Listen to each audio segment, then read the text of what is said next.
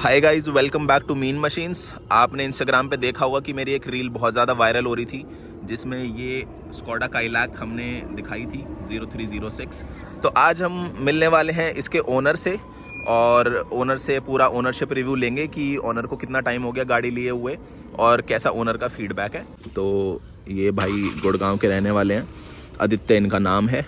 तो चलिए इनसे मिलते हैं।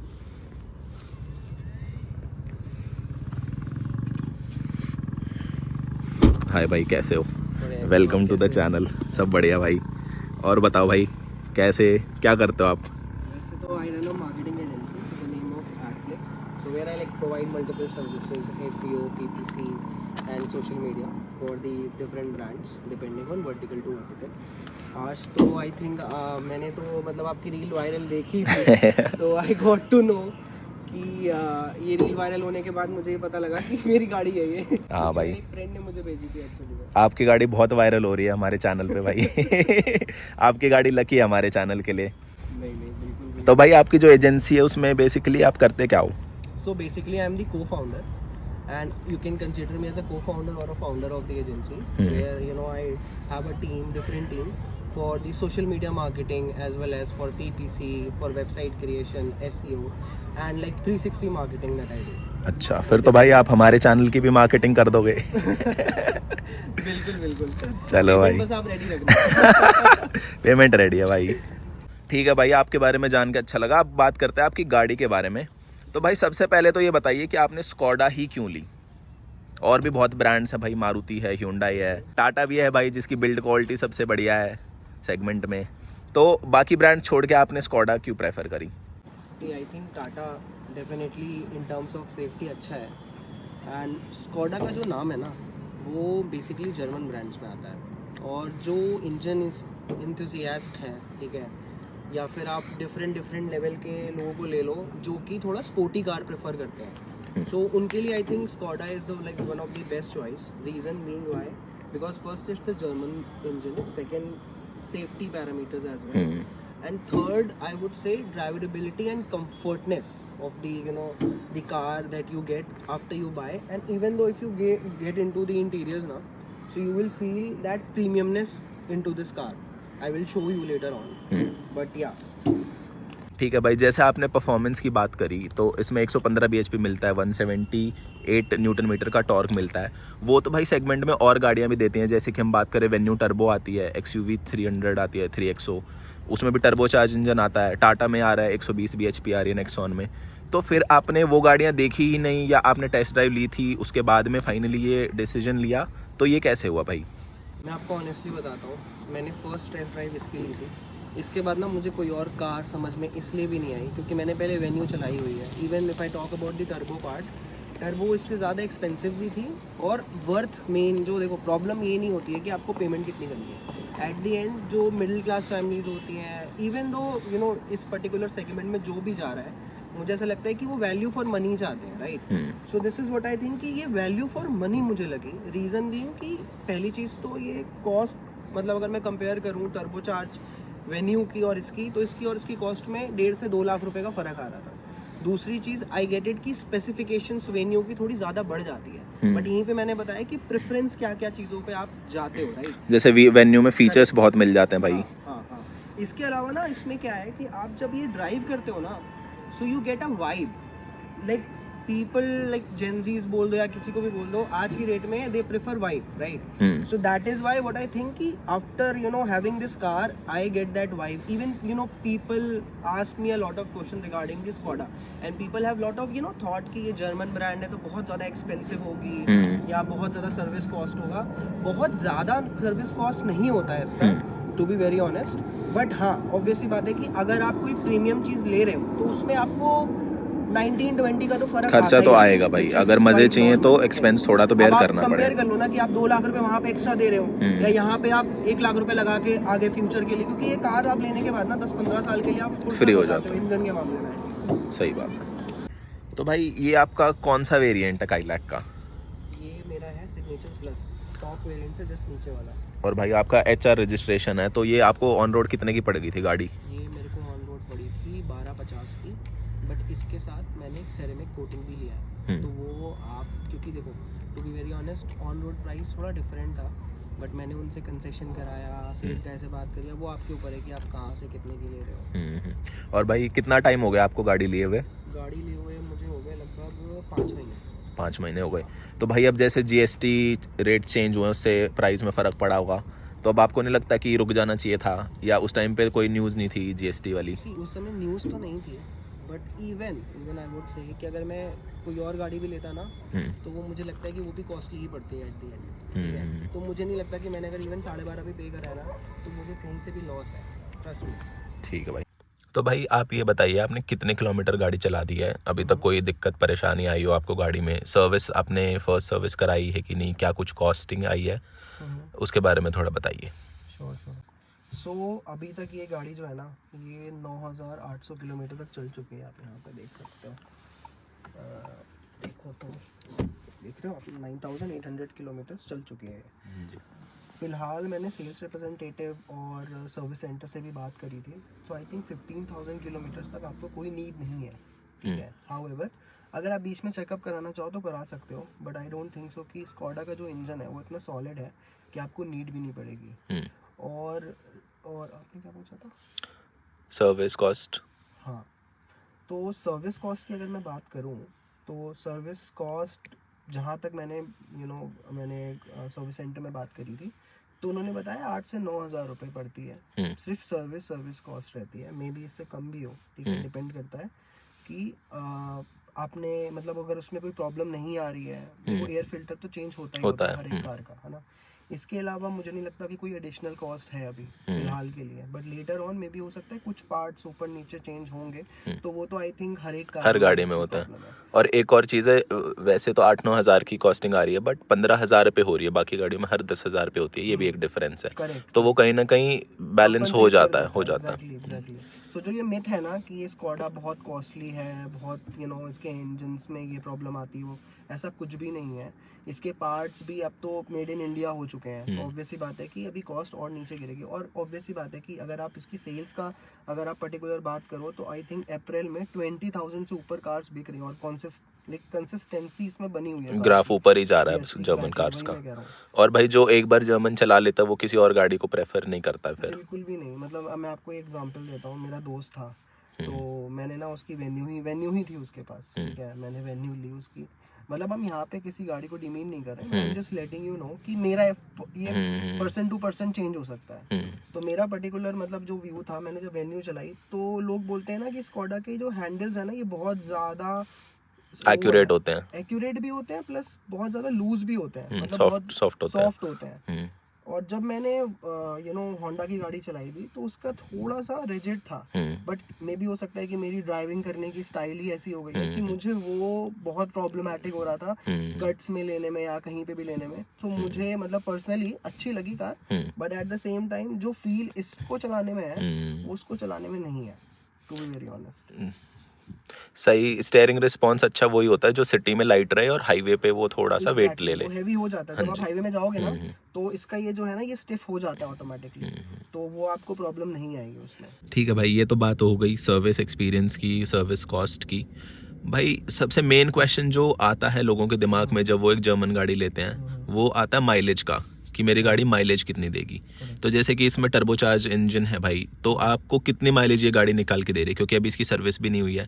तो सिटी और हाईवे दोनों का बताइए कि आपने कितनी माइलेज इसमें निकाली है। ठीक है, अगर मैं सिटी की बात करूँ तो अगर आप सिटी में ही लॉन्ग रूट में जा रहे हो, सपोज अभी मैं गुड़गांव से आया हूँ द्वारका में, तो अगर आप माइलेज अभी आप देखोगे ना तो आपको 16.9 kmpl का दिखा रहा है। भाई ये तो बहुत ज़्यादा माइलेज है सिटी के हिसाब से। मैं भी चला के जस्ट आ रहा हूँ, आपके सामने आया हूँ। तो ये डिपेंड करता है पहली चीज़ तो पर्सन टू पर्सन पे, क्योंकि इसका ऑब्वियसली बात है टॉर्क इंजन है, टॉर्क लेती है 2000 आरपीएम के बाद। अगर आप 2000 आरपीएम के नीचे रखते हो ना, तो मोस्टली आपको सिटी में अच्छा एवरेज दे देती है ये। इवन अगर आप क्राउडेड एरिया में भी हो ना, तो 10 से ऊपर एवरेज दे देती है, डबल डिजिट्स में भी दे देती है। मतलब ये मिथ है लोगों का कि सिंगल डिजिट में दे रही है, ऐसा कुछ भी नहीं है, डबल डिजिट में दे देती है। लेकिन भाई टर्बोचार्ज इंजन जो होता है स्पेशली 1000 सीसी वाला, उसमें जैसे आपने बोला टर्बो किक इन करता है 2000 के ऊपर। सिटी में हम 2000 के ऊपर रेयरली जाते हैं, तो उस टाइम पे एसी परफॉर्मेंस में कोई दिक्कत आती हो, क्योंकि इंजन तो छोटा है, बिना टर्बो के तो ये 1000 सीसी की रेगुलर गाड़ी जैसे परफॉर्म करती है। तो उस टाइम आपको पूरी गर्मी में कोई इंजन एसी में दिक्कत आई हो, एसी परफॉर्मेंस में? हाँ, ये एक पॉइंट अच्छा आपने पूछा। एसी का मैं ये कहूँगा कि अगर आपका बहुत ज़्यादा बाहर गर्मी नहीं है, ह्यूमिड नहीं है, तो आई डोंट थिंक सो कोई प्रॉब्लम देता है। बट इट्स क्वाइट ऑब्वियस कि इसका एसी अगर ह्यूमिड ज़्यादा है तो थोड़ा टाइम लेता है कूलिंग करने में। इसमें एक चीज़ और है कि या तो ये बिल्कुल लो में आप रखो इसकी कूलिंग, तभी कूलिंग करेगा। क्योंकि मिड वेरिएंट में अगर आप जैसे लेट्स सपोज आप 22, 23 में कर रहे हो ना, तो आपको वो इफेक्टिव नहीं लगेगा, टू बी वेरी ऑनेस्ट। तो ये एक एसी का है, पूरा टेम्परेचर कम कर दो तो सही परफॉर्मेंस देता है। हाँ, बिल्कुल। ठीक है भाई।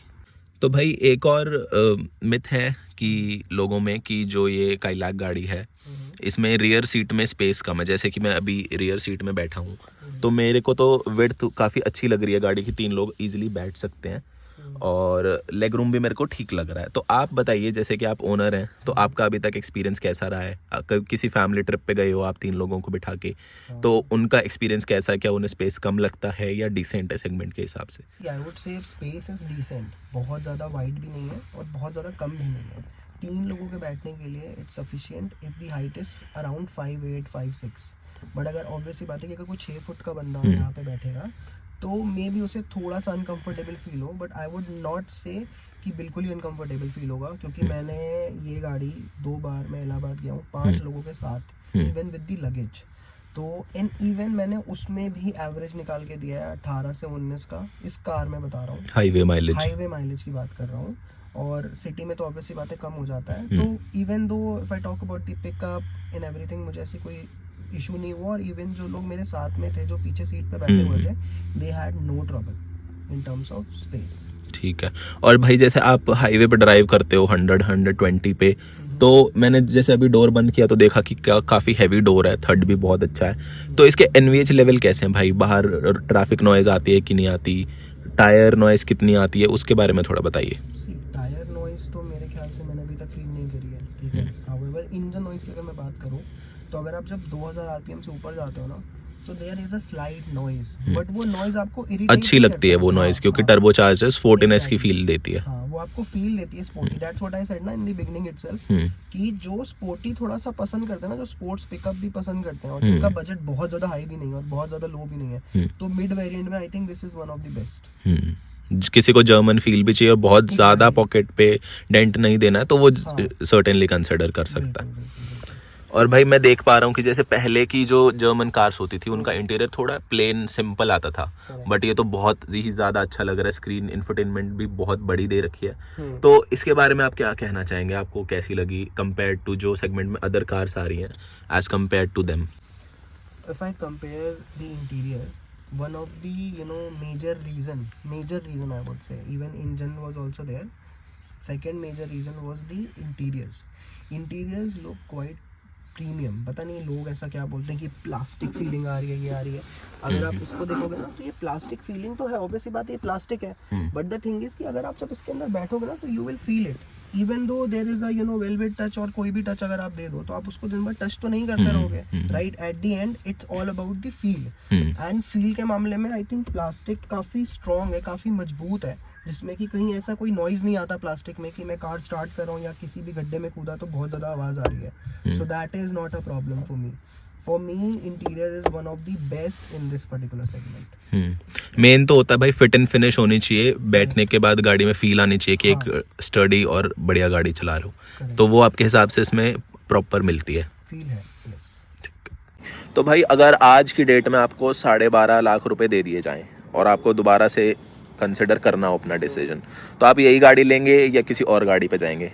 अगर 12.5 मुझे मिल रहे हैं तो मैं यही गाड़ी प्रेफर करूँगा अभी भी, क्योंकि 5 महीने में I am like fully satisfied. अब तो 12.5 नहीं और तो कम में हो जाएगा, और कम में आ जाएगी। तो भाई 12.5 में तो जैसे क्रेटा खड़ी अपने सामने, क्रेटा का बेस मॉडल भी आ जाता है, तो एक सेगमेंट ऊपर चले जाते, 4 मीटर से लंबी हो जाती, तो फिर भी आप कंसिडर नहीं करोगे? कंसीडर करने की बात अगर मैं करूँ तो अगर मुझे स्पेस बहुत ज़्यादा चाहिए हो, द थिंग इज़ कि मैं बहुत ज़्यादा फैमिली को लेके नहीं ट्रैवल करता हूँ, मैं अपने साथ दोस्त यार हो गए, थोड़े बहुत लोग हो गए। तो अगर मैं स्कोडा की बात करूँ, होंडा की बात करूँ, तो क्वाइट ऑब्वियस है कि Skoda is somewhere considered as one of the premium brand, because Skoda जब रिसेंटली मार्केट में आया था तो उसका कंपैरिजन ऑडी से होता था। तो स्कोडा की अगर मैं बात करूँ तो ये स्कोडा की ना एंट्री लेवल कार है, जो कि काफ़ी कम प्राइस में स्टार्ट हो जाती है और काफ़ी अच्छे फीचर्स देती है। सबसे बड़ी बात इस कार की ये है कि इसका इंजन सारे सेगमेंट में सेम है। लेट्स सपोज इंटीरियर थोड़ा डिफरेंस है, no doubt, but apart from that engine, pickup, mileage, everything is the same, like from base to top. And the best part about this car is like जो भी नए buyers है ना उनके लिए I think सबसे best यही है, बिकॉज रीजन बीइंग 4 वेरिएंट आते हैं और वेरी इजी टू अंडरस्टैंड है। एक सिग्नेचर आता है, सिग्नेचर प्लस आता है और उसके बाद प्रेस्टीज आता है। तो ये सारे वेरिएंट्स जो है ना आपको बहुत इजी टू अंडरस्टैंडेबल है कि क्या क्या डिफरेंशिएटर है, बिकॉज डिफरेंशिएटर इसका सिर्फ फीचर्स के मामले में ही है, ठीक है। तो इंजन सेम है, हाँ इंजन सब कुछ एवरीथिंग इज सेम। तो अगर कोई बंदा बेस ले रहा है या टॉप ले रहा है, परफॉर्मेंस उसको सेम मिलेगी, कोई कॉम्प्रोमाइज नहीं मिलेगा। एग्जैक्टली वही मैंने बोला ना कि थोड़ा कार इंथुजियास्ट लोगों के लिए ही है ज़्यादातर, जो ड्राइविंग ज़्यादा पसंद करते हैं। और मैं सही बताऊँ तो मैं इसको इतना लंबा ड्राइव पे लेके जा चुका हूँ, लाइक 700 किलोमीटर 800 किलोमीटर, मुझे थकान फील हुआ। कंफर्ट बहुत अच्छा है गाड़ी का। एग्जैक्टली कंफर्ट आपको फील होगा फर्स्ट टेस्ट ड्राइव से। ठीक है भाई, तारीफ तो बहुत हो गई, अब प्रॉब्लम्स की बात कर लेते हैं, क्योंकि हर गाड़ी में कुछ ना कुछ तो दिक्कत होती है, 10 आउट ऑफ 10 कोई नहीं होती।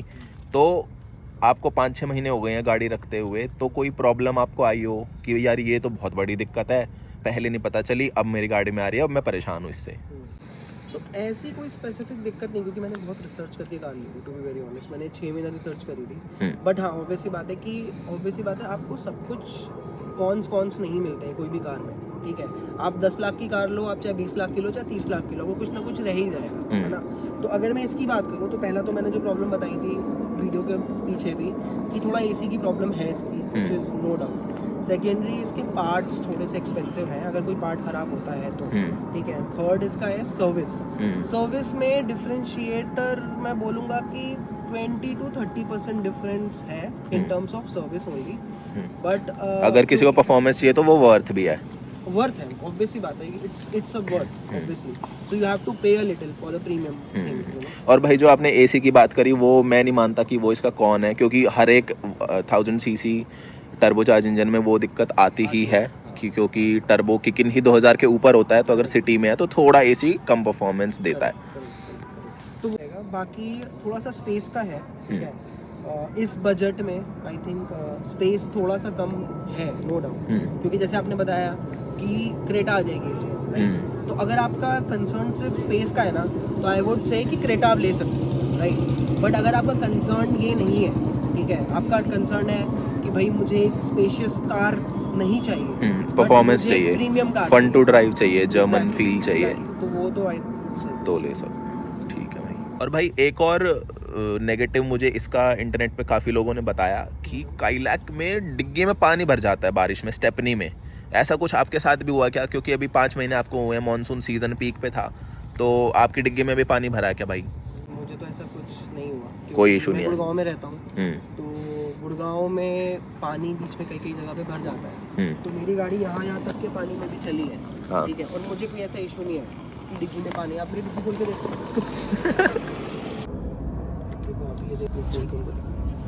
ये देखिए भाई, यहाँ पे तो कहीं पानी मुझे नहीं। तो ये किसी गाड़ी में हो सकता है प्रॉब्लम हो कि स्टेपनी में बारिश का पानी चला जाता है, बट इनकी गाड़ी बिल्कुल नीट एंड क्लीन है, कोई भी पानी गाड़ी के अंदर नहीं गया हुआ है।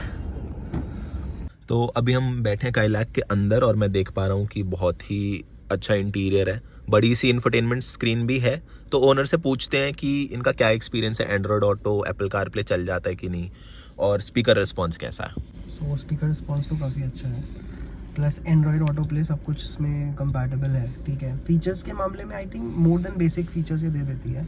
इसके अलावा अगर मैं स्क्रीन की बात करूँ तो ये स्क्रीन 10.1 इंच की स्क्रीन है, बट ये लग 12 इंच की ही रही है, बहुत बड़ी लग रही है। और इवन जब आप चलाओगे ना इन दोनों स्क्रीन को, तो ऐसे लगता है कि ये ऑलरेडी मर्ज्ड हैं दोनों स्क्रीन, क्योंकि इसमें कोई डिफरेंस है। और इसमें पता है आपको, इसमें मैं एक चीज़ दिखाता हूँ, इसमें मोड्स अलग अलग दे रखे हैं, तो अगर आप मोड भी चेंज करना चाहो, स्क्रीन चेंज करना, तो you will feel little more sporty look. So ये सारी चीज़ें स्क्रीन के मामले में मुझे बहुत अच्छी लगती हैं कार। तो भाई इन्फोटेनमेंट की बात तो हमने कर ली कि wireless Android auto Apple CarPlay मिलता है, लेकिन मेन बात है स्पीकर्स की और ऑडियो रिस्पॉन्स की। तो भाई कुछ बजा के दिखाओ तब हम मानेंगे कि अच्छी ऑडियो क्वालिटी है। बिल्कुल। म्यूजिक है ये।